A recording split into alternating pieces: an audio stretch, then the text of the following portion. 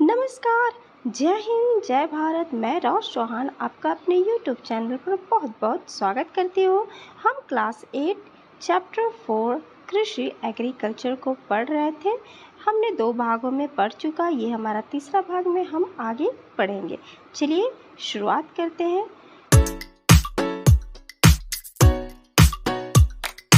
हमने कृषि चैप्टर में सबसे पहले कृषि के बारे में जाना, साथ ही साथ हमने कृषि तंत्र क्या होता है, कृषि के प्रकार क्या कौन कौन से होते हैं, और आज हम पढ़ेंगे कृषि की मुख्य फसलें। बढ़ती हुई जनसंख्या की आवश्यकताओं को पूरा करने के लिए विविध प्रकार की फसलें उगाई जाती है। फसलें कृषि आधारित उद्योगों के लिए भी कच्चे माल की आपूर्ति करती है, जैसे गेहूं, चावल, मक्का और बाजरा मुख्य खाद्य फसलें हैं। जूट और कपास रेशेदार फसलें हैं। चाय और कहवा मुख्य पेय फसलें हैं।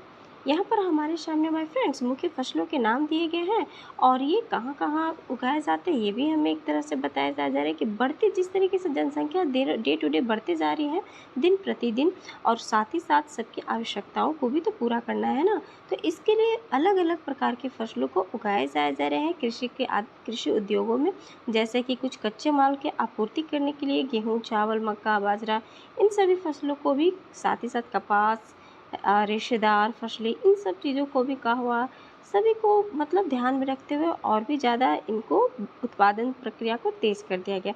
सबसे पहले हम जानेंगे चावल की कृषि के बारे में। चावल यह विश्व की मुख्य खाद्य फसल है।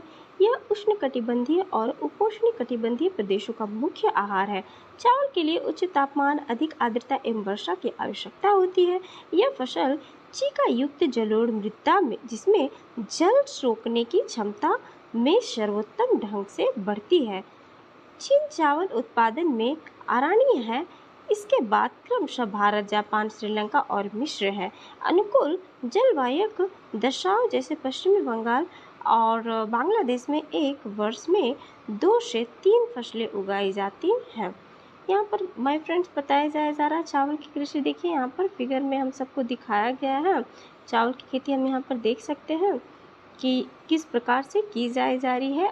सभी लोग एक लाइन में युक्त होकर के, और अपना अपना धान के जो स्टार्टिंग वो बिहन बोला जाता है उसे वो बो रहे हैं मिट्टी में, और जब वो तैयार होंगे, और वो भी मिट्टी सूखी मिट्टी नहीं, वो गीली मिट्टी होनी चाहिए, पानी में भरी हुई होनी चाहिए। और ये कब होगी, जब चावल में, क्योंकि चावल एक ऐसा अनाज है जिनमें पानी की मात्रा ज़्यादा से ज़्यादा सोखती है, क्योंकि इसीलिए तो बोला गया है ना इसमें कि जलोढ़ मिट्टी का प्रयोग किया जाता है। जलोढ़ मिट्टी में रोकने की क्षमता थोड़ी ज़्यादा होती है अदर मिट्टी के मुकाबले में। साथ ही साथ जलोढ़ मिट्टी में और भी बहुत सारे गुण होते हैं, तो इसलिए इसको चावल के लिए सबसे उपयुक्त मृदा कहा जाता है, मतलब इसमें माना जाता है। और इसमें लगाने के पीछे, क्योंकि चावल में ज़्यादा पानी सोखने की, ज़्यादा चावल में पानी चाहिए उस फसल को उगाने के लिए, इसलिए ये भारत, जापान, श्रीलंका, मिस्र में ही इसे जलवायु को, दशाओं को देखते हुए मतलब इसे उगाए जाते हैं। हम गेहूँ की बात करें तो चलिए गेहूँ को पढ़ लेते हैं।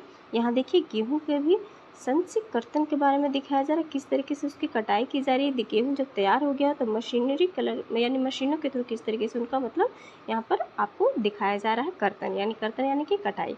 तो यहाँ पर हम बात करें तो गेहूँ को चलो पढ़ लेते हैं। गेहूँ के वर्धन काल में मध्य तापमान एवं वर्षा और संचय कर्तन फसल की यानी कि कटाई है ना, कर्तन इट मीन्स कटाई फसलों की, के इस समय तेज धूप की आवश्यकता होती है। इसका विकास सुअपवाहित टुमन मृदा में सर्वोत्तम ढंग से होता है।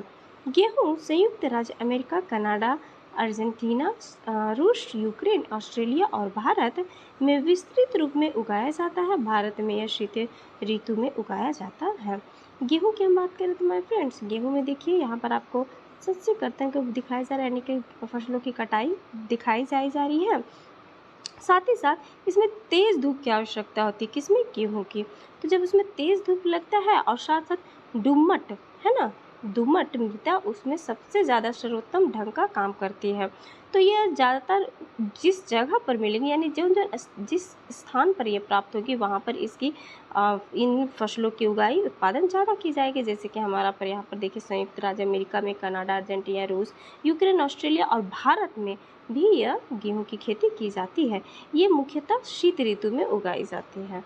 ओके माय फ्रेंड्स, मिलेट के बारे में हम समझते हैं।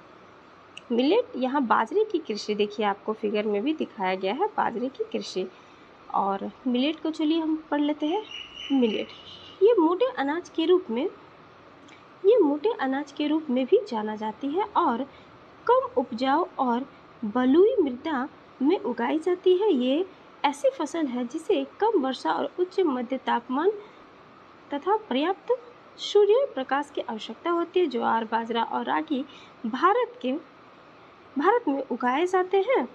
यहाँ पर आपको दिया गया भारत में उगाए जाते हैं। नाइजीरिया, चीन और नाइजर इसके अन्य उत्पादक देश हैं। तो नाइजीरिया, चीन और नाइजर किस चीज़ के सबसे ज़्यादा उत्पादक देश है? तो हमने यहाँ पर पढ़ा मिलेट के बारे में। ओके, तो मिलेट एक मोटा अनाज के रूप में कहा जाता है। यहाँ पर देखिए आपको बाजरे यानी कि बाजरा का कृषि दिखाया गया है। और यह इसमें ज़्यादातर कम उपजाऊ और बलुई इट मीन्स मृदा बहुत अत्यधिक उपजाऊ नहीं भी होंगी, चलेगी। थोड़ी बालू मिक्स यदि मृदा भी होंगी तो आराम से इस फसलों को उगाया जा सकता है, क्योंकि इसमें वर्षा भी ज़्यादा ज़रूरत नहीं होती है, कम वर्षा में भी ये हो जाती है आराम से। साथ ही साथ इसमें मध्य तापमान चाहिए, हाई तापमान चाहिए नहीं। मुख्य बहुत ज़्यादा गर्मियों के मौसम में ऐसी कोई ज़रूरत पड़ती नहीं। सूर्य के प्रकाश इसमें बस पर्याप्त मात्रा में लगनी चाहिए। ऐसा नहीं कि बहुत ज़्यादा अत्यधिक हो, जैसे गेहूँ में बताया जा रहा था, और पानी जैसे कि चावल में बताया जा रहा था। यहाँ पर ज्वार, बाजरा और रागी ये तीनों भी आपको भारत के साथ साथ अभी जो मैंने अन्य देश बताया यहाँ पर हम देख सकते हैं, चीन, नाइजीरिया और नाइजर में उत्पादन किया जाता है। मक्का की बात करें तो मक्के की कृषि भी देखिए आपके सामने दी हुई है कि मक्का किस प्रकार से यहाँ पर लोग मतलब यहाँ कटाई कर रहे हैं, उसको निकाला जाए ज़रा तैयार होने के बाद। इसके लिए मध्य तापमान, वर्षा और अधिक धूप की आवश्यकता होती है। किसके लिए? मक्का के लिए। इसे सुअपवाहित उपजाऊ मृदा की आवश्यकता होती है। मक्का उत्तर अमेरिका, ब्राज़ील, चीन, रूस, कनाडा, भारत और मेक्सिको में उगाई जाती है।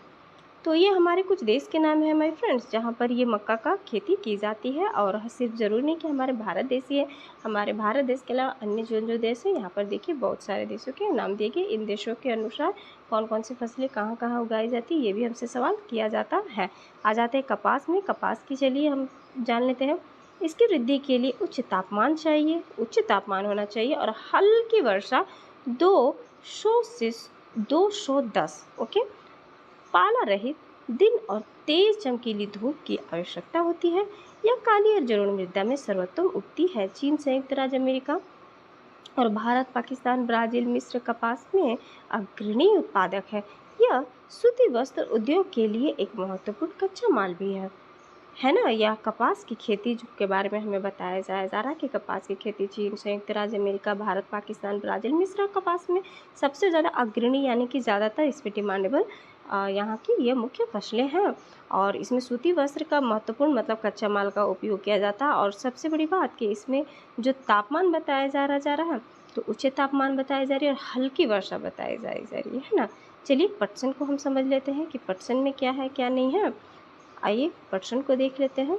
पटसन, इसको सुनहरा रेशा यानी क्या, सुनहरा रेशा के रूप में भी जाना जाता है।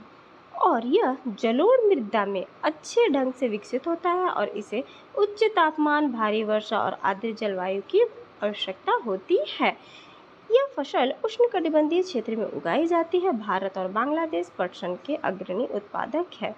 यहाँ पर ज़्यादा देश का नहीं है, आपको मुख्यतः भारत और बांग्लादेश को याद करना पटसन के मामले में, जो उच्च तापमान और साथ साथ इसमें भारी वर्षा भी चाहिए और आर्द्र जलवायु इसके चाहिए। इसी को सुनहरा रेशा के रूप में भी मतलब जाना जाता है। कॉफ़ी की बात कर लेते हैं हम।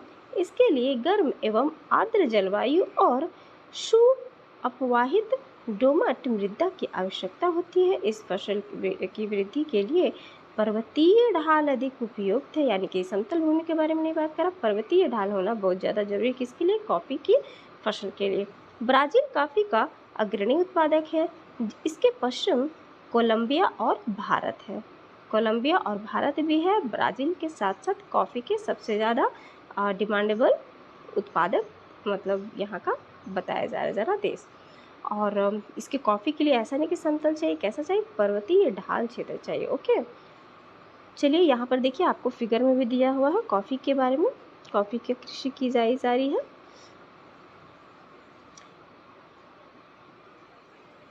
यहाँ आपको रोचक तथ्य दिए गए हैं माय फ्रेंड्स। रोचक तथ्य में क्या दिए गए हैं? कॉफ़ी की खोज के विषय में विभिन्न कहानियाँ प्रचलित है। लगभग 850 ईस्वी में कल्दी नामक का एक अबरवासी जो बकरी चराने वाला था, अपनी बकरियों की अनोखी उछल कूद और हरकतों को देखकर परेशान था। एक दिन उसने भी उस सदाहरित है ना सदाहरित पौधे की फलियों को चखकर यानी कि स्टार्ट कैसे हो वो बताया, चखकर देखा। उन्होंने उसकी बकरियों प्रतिदिन खाया करती थी। उसने आनंद के भाव का अनुभव करने के बाद अपनी खोज के विषय में संसार को बताया। देखिए कितने सही तरीके से हमें ये फैक्ट दिया गया है कि ये रोचक तथ्य हमें बताया गया कि पौधे की खोज किसने की और किस तरीके से ये हमारे पास इस पौधे की खोज हुई। अब आ जाते हैं चाय के बारे में। ठीक है, कि चाय किस तरीके से हमारे चाय के बारे में हम कुछ जान लेते हैं। चाय की रोपण कृषि किस प्रकार से की जाती है। चाय बागानों में उगाई जाने वाली एक पेय फसल है। पेय फसल कहने का मतलब जिन्हें पिया जाता है। ओके, इसके कोमल पत्तियों की वृद्धि के लिए ठंडी जलवायु और वर्ष भर संवितरित उच्च वर्षा की आवश्यकता होती है। इसके लिए सुअपवाहित दोमट मृदा और मंद ढाल की आवश्यकता होती है। पत्तियों को चुनने के लिए अधिक संख्या में श्रमिकों की आवश्यकता होती है। देखिए कितनी मेहनत से यहाँ पर चाय की रोपण कृषि के साथ साथ, क्योंकि पत्तियों पे डिपेंडेबल है ना हमारे फ्रेंड्स, पत्तियों को तोड़ना उसके बाद उसका बनाना। तो ये जो हमारा प्राकृतिक तौर से प्राथमिक स्तर पे जो पत्तियाँ डायरेक्ट प्राप्त हो रही है, फिर उसे हमें द्वितीयक में उन्हें हम चाय बनाने के रूप में ढालते हैं और फिर खुद उन्हें हम अपने लिए प्रयोग करते हैं। तो इतना प्रोसेस करने के लिए इसमें कितनी ज़्यादा मेहनत लगती है। साथ ही साथ ये बताया जा रहा है कि ये एक नहीं ग्रुप में होना बहुत ज़्यादा, यानी कि इसमें अत्यधिक संख्या में श्रमिकों का मेहनत लगती है। साथ ही साथ इसमें आपको वर्षा के लिए भी बताया गया कि भारी वर्षा है ना, और इसके लिए समतल भूमि में नहीं बताया गया, इसके लिए आपको ढालदार भूमि की ज़रूरत है। साथ ही साथ बगाई में उगाए जाने वाली इसकी पत्तियाँ इतनी कोमल होती है कि वृद्धि और ठंड जलवायु में ही ये मतलब उत्पादन किया जाता है। कृषि का विकास। ओके माय फ्रेंड्स, आज के लिए बस इतना ही। अगले पार्ट में हम कृषि का विकास को पढ़ेंगे, समझेंगे और जानेंगे। यह वीडियो देखने के लिए आपका बहुत बहुत धन्यवाद।